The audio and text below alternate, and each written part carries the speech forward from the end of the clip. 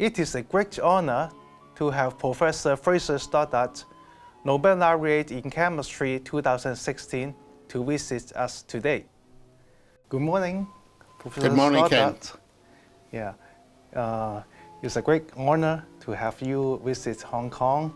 I'm very proud of being your alumnus, okay, during the time at the UCLA in the United States. Let me just say that I was very privileged to have you as the Croucher Research Fellow in my research group while I was at UCLA, and it's been a long-lasting friendship ever since, and I really do like to come to Hong Kong under any circumstances to meet you. And you always meet me at the airport. Let me start to ask you some questions. First, how did you find interest in chemistry, and what interests you most? Well, I had some absolutely outstanding high school teachers in Edinburgh. I went to a college called Melville College, and there were three teachers teaching science. And between the three of them, they taught us physics and chemistry. Biology had not been on the radar screen back in the 1950s. So that was how I started off. Then I went to Edinburgh University, and I was going through the routine of 4 years as an undergraduate student. I didn't, enjoy that tremendously, other than I went to classes. I don't think I ever missed one, apart from the one day when I went to my grandfather's funeral. And it was in what the Americans call their junior year, the third year. One of the lecturers was introducing a course on quantitative analytical chemistry. And we were a class about 150 in a lecture theatre, and he made two statements that were to, the second one, transform my whole life. The first one was, you will be pipetting with your open mouth enough cyanide to kill the whole of Edinburgh. And of course we're all sitting there, a lot nervous. And then he sort of arrogantly said, this course has been running for 10 years, that he had devised it. It was a 10-week course. Nobody had ever finished it. And at that point I said, I will finish this course. And using the kind of multitasking that I had learned on the farm, I finished it in 7 weeks. I got called to the professor's office and had the offer of a small stipend to come and work, ironically, in the laboratory of that same lecturer who had put out the challenge. I started that summer, and within a day I was addicted. I could not get into the lab, the research laboratory, sooner in the morning, and it was a drag to get myself out of it at night. And that has not changed in the last 55 years. I see. Except that it's not a laboratory, it's often an office now. Where does your passion for science come from?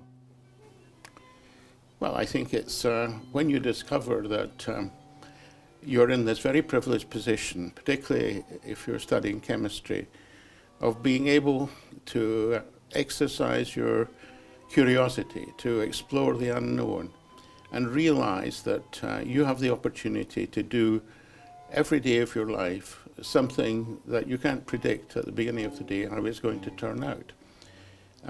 I feel so privileged that I've been able to do this for the many, many years that I've been involved in science. And what's more, as I got involved as a teacher and a supervisor, I saw myself as being enormously privileged to have a group of people around me, roughly aged between 18 and 32, who are some of the smartest in the world.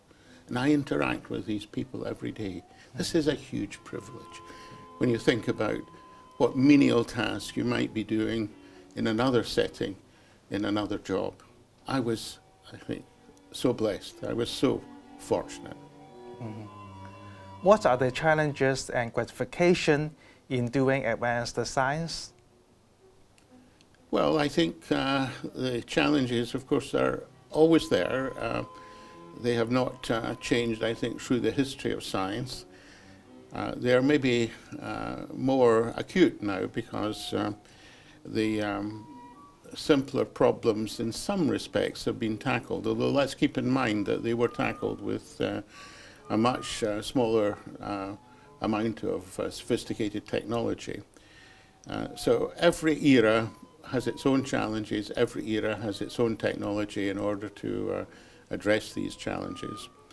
So it's very important to keep up with the times, and I learned that on the farm.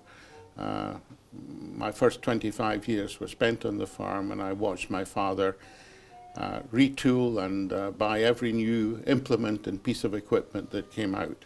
If he hadn't have done that, we wouldn't have sustained the farming activity for a quarter of a century. So, you know, I think coming back to the science, the motivation is very much that you are able to explore the unknown, you're able to dream about what you could devise in an abstract sense, particularly as a chemist, because we create our own objects. We have these elements that we've been celebrating the 150th year of the Mendeleev presenting of the so-called periodic table. And, you know, the mix and match of these is really beyond being infinite. And so one has every opportunity to live a life as a chemist that is very similar to that of a painter or a sculptor or a composer or a novelist. And so at one and the same time, you can be a Picasso, a Michelangelo, a Beethoven, or also a Dickens. I see. Okay. Would you name some teachers who particularly inspired you? Well, I will pass on from my high school teachers, who obviously inspired me, to a time when I was a lecturer, the equivalent of an assistant professorship in the United States. And I was having a particularly difficult time at the University of Sheffield's chemistry department. There was very, very little support. In fact, there was the opposite. There was the whole difficulty of having to cope with people making life difficult in many, many different ways. And so I found in some of the giants here, or in the United States, I should say, great supporters. As I moved from my postdoctoral period in Canada at Queen's University, Kingston, Ontario, I had the good fortune to meet Ernest Eliot, one of the giants of stereochemistry of that age. I met him at the Natick Research Laboratories down in the United States, and I heard this lecture that made a huge impact. It was delivered with almost machine-like frequency, and the content was just amazing. And I had the courage at the end of the lecture to walk up to him and introduce myself, wondering if he would, you know, even pay attention. And I captured his interest when I said I was writing a book on the stereochemistry of carbohydrates. Now, Eliot had published a book on the stereochemistry of the carbon compounds in 1964 or 65, and this had been my Bible. And so I asked him if he would be able, would he have the time to accept my manuscript and read it and give me some feedback. And he said yes, and so it was sent to him by mail. And eventually it came back just absolutely plastered in red ink, and to that extent, to use an English phrase, he saved my bacon. It was a much better book as a result. And then later on, that was probably 1969. In 1976, And this was during my first period at Sheffield, where I was not very happy. I was really quite miserable.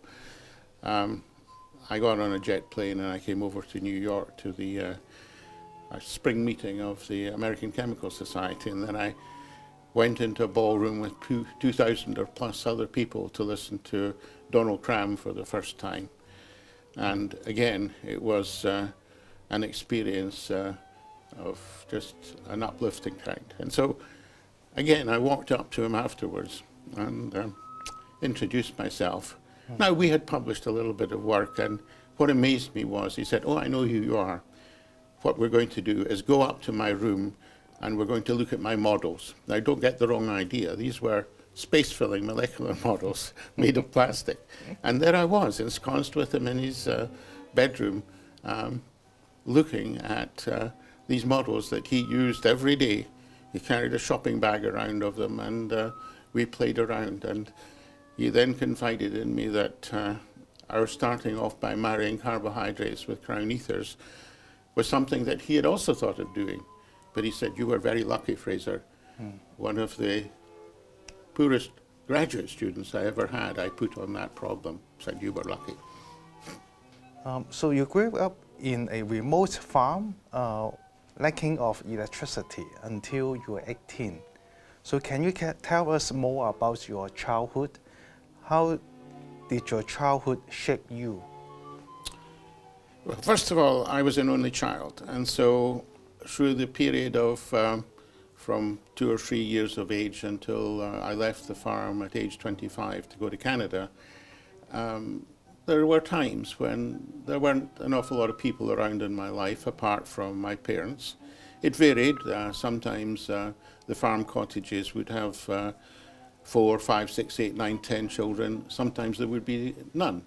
And so I was able to live a life where I could amuse myself. And there were a number of things that I got involved in. One was making up jigsaws, and this was very much something of that age after World War II.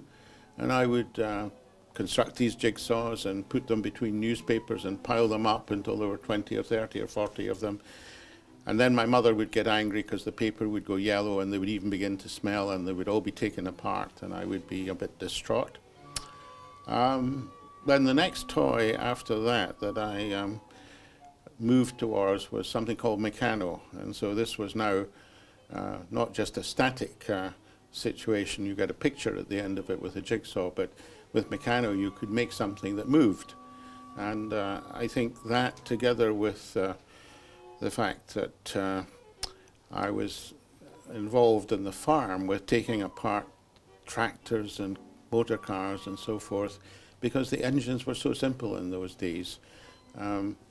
You know, you had to, in fact, do this to make them run efficiently. So we would take the cylinder head off the engine and take away the carbon, clean the sparking plugs, and put it all back together again, and the tractor or the car would run well for another 4 or 6 weeks, and then you had to go through the same process. So that ultimately on the farm, combined with the fact that as a younger child I had played around with the Meccano set, which allowed me to build all kinds of contraptions from cranes to motorboats or whatever, and that I think means that I more or less had an introduction to engineering rather than science from my time on the farm.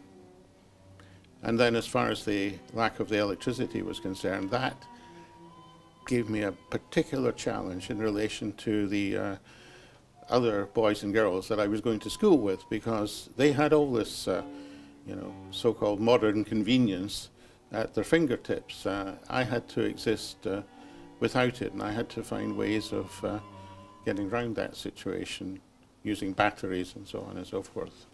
And of course these weren't lithium-ion batteries, they were based on sulfuric acid and so forth, lead-acid batteries.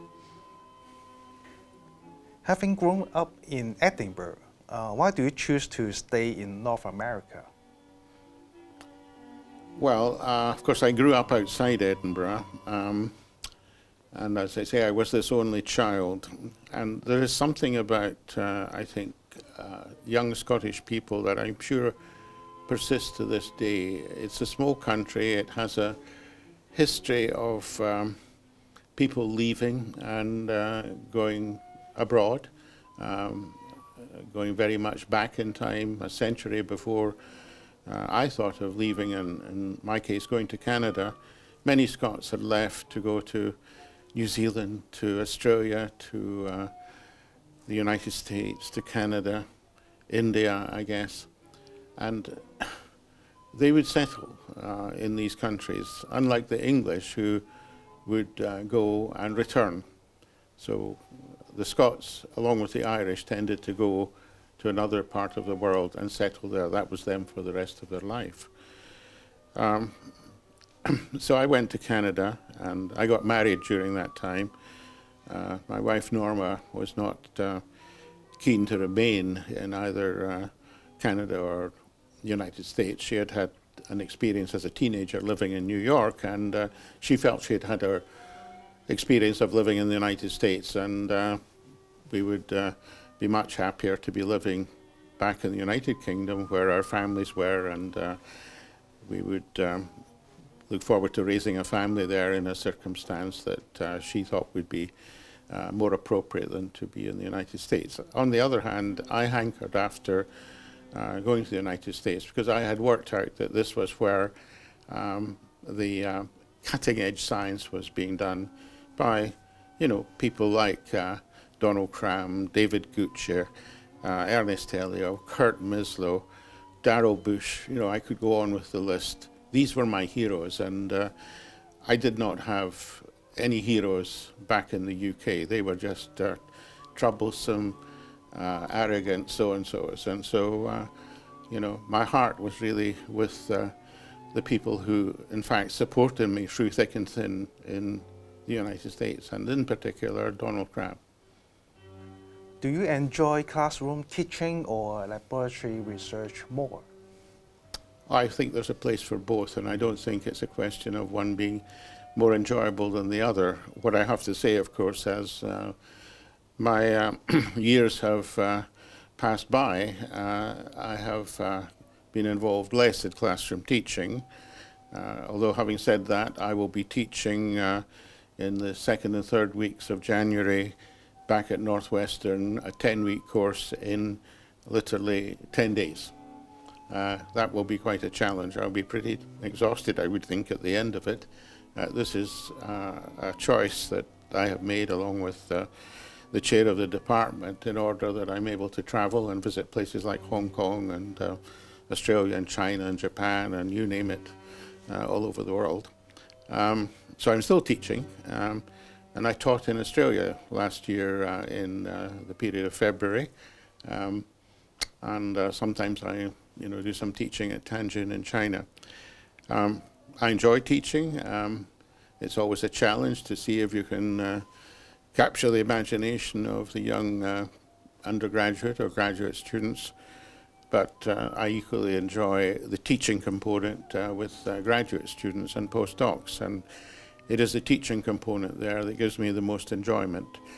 I don't feel that it's a different activity because I outsource now increasingly the choice of actual project that the students work on to the student themselves, and so this means that they take ownership of it, and just incredibly wonderful things happen if you have students who are working on their projects and not on my projects.